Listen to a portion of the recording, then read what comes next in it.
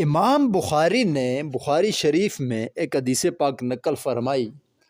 اس کا مفہوم لوگوں کچھ یوں ہے کہ نبی آخر الزمان صلی اللہ تعالیٰ علیہ وآلہ وسلم نے عورتوں سے ارشاد فرمایا، اے عورتوں صدقہ کیا کرو کہ میں نے تمہیں جہنم میں کثرت کے ساتھ دیکھا ہے۔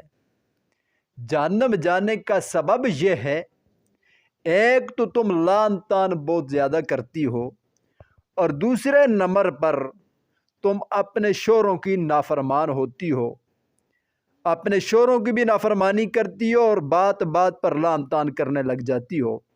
ان دو وجوہات کی بنا پر میں نے تمہیں جہنم میں کثرت کے ساتھ دیکھا ہے، تو لہٰذا تم صدقہ کیا کرو۔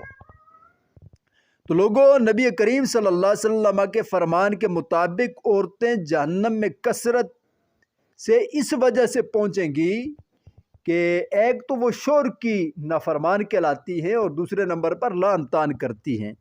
ایک شوہر ساری زندگی اپنی بیوی کے لیے بہت اچھا رہا، سارے معاملات اس کے پورے کیے، تو کبھی کچھ کمی لگ گئی، تھوڑی بہت کمی لگنے کی بنا پر وہ عورت ساری زندگی کے معاملات کو بلا کر اس شوہر کی نافرمانی کرنے لگ گئی، تو دیکھو کس طرح عورتیں اپنے شوہروں کی نافرمانی کرتی ہیں۔ تو اگر کسی عورت نے جہنم سے بچنا ہے، ہاں ایک بات یہ بھی ذہن میں رکھیں کہ کوئی اور گناہ کریں گی تو پھر بھی جہنم میں ضرور جائیں گی، لیکن زیادہ تر جو عورتیں جہنم میں پہنچیں گی ان دو وجوہات کی بنا پر جائیں گی۔ تو جہنم سے بچاؤ کیسے ممکن ہے؟ ایک بات تو یہ کریں کہ وہ لعن طعن نہ کیا کریں، بات بات پہ جس طرح لعن طعن کرتی ہے اس سے بچیں، اور دوسرے نمبر پر اپنے شوہر کی فرما برداری کریں۔ تو جب یہ دو کام کریں گی تو ممکن ہے رب ذوالجلال انہیں جہنم رسید نہ فرمائے اور دوسرے گناہوں سے بھی بچتی رہیں۔ تو رب ذوالجلال کے فضل اور توفیق سے، رب ذوالجلال کے کرم پر نظر رکھتے ہوئے یہ اللہ سے امید رکھیں کہ اللہ انہیں جنت الفردوس میں اعلیٰ مقام عطا فرمائے گا۔ عورت پورے گھر کی سربراہ ہوتی ہے اور گھر پورا عورت کے دار و مدار پر چلتا ہے۔ جو عورت جتنی اچھی ہوتی ہے وہ اتنا ہی اپنے گھر کی حفاظت کر سکتی ہے، اپنے بچوں کی پرورش کر سکتی ہے۔ تو عورتیں گھر کا ایک اچھا ماحول بنا سکتی ہیں، عورتیں اپنے گھر کی ملکہ ہوتی ہیں اگر وہ سمجھیں۔